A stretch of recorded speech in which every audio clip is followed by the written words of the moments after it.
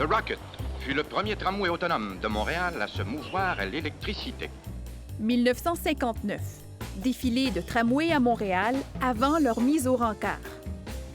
C'est la fin d'une époque qui avait débuté près de 100 ans auparavant avec des tramways hippomobiles.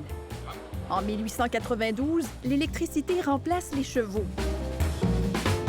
Le réseau se développe sur plus de 500 km. Les modèles de wagons aussi. Certains offrent même des vues panoramiques.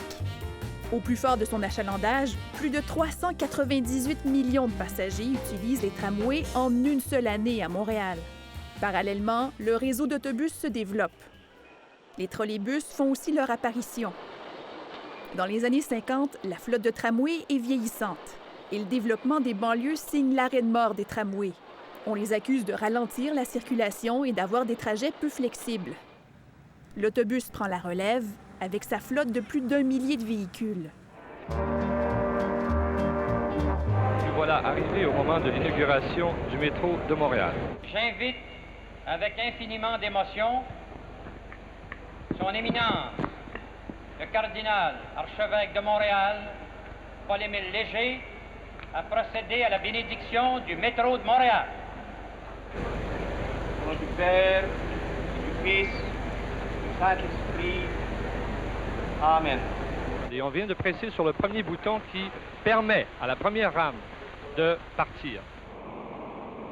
Symbole de modernité, l'ouverture du métro est un point tournant pour le transport collectif de Montréal. Il deviendra la colonne vertébrale autour de laquelle la ville se développera.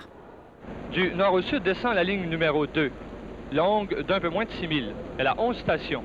Au total, 20 stations entrent en service et plus d'1 million de personnes essaient le métro lors de la première fin de semaine d'ouverture.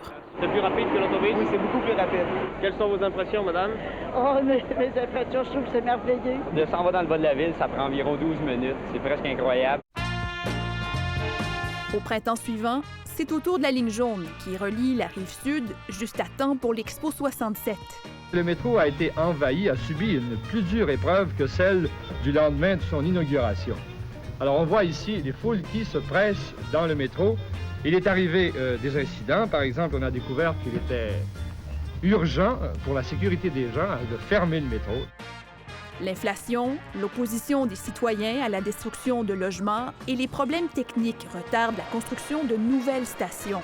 Le prolongement des lignes vertes et oranges, puis la construction de la ligne bleue se fera sur près de 30 ans. Comme il se doit, c'est le maire Drapeau qui a inauguré le tronçon. Puis, les invités se sont dirigés vers la station de la Savane. Il y a aussi l'idée d'un métro de surface qui plane déjà dans l'air.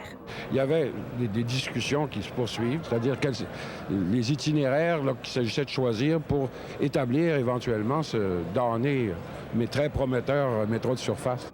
Un projet qui n'aboutira pas. À 14h25 cet après-midi, le premier train de banlieue intégré reliant Montréal-Rigaud est entré en gare. 1982. Le train de banlieue s'ajoute au mode de transport collectif. Des conflits de travail marquent aussi l'histoire du transport collectif à Montréal.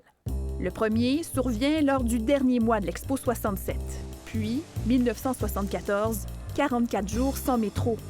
En 6 ans, 21 grèves paralysent le transport en commun de Montréal jusqu'à ce que...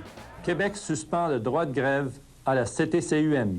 Le gouvernement de René Lévesque adopte la loi sur les services essentiels. Les grèves continueront, mais les transports en commun seront maintenus aux heures de pointe. Des tramways jusqu'aux navettes automatiques du REM, le développement des nouveaux modes de transport n'a pas été un trajet linéaire. Il a fallu plus de 50 ans de discussions et de compromis avant que le métro ne voie le jour. Les dépassements de coûts ont été constatés et dénoncés à l'époque, tout comme aujourd'hui. À l'image du tramway observatoire, le REM marque une nouvelle étape pour connecter le Grand Montréal. Ici Marie-Isabelle Rochon, Radio-Canada, Montréal.